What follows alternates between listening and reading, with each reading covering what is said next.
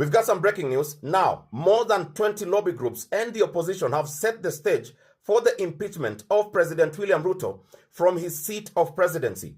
They argue that the president has gone in contravention of Article 11B of the Integrity Act of our Constitution that states the state officer, any state officer, will treat the members of the public with respect.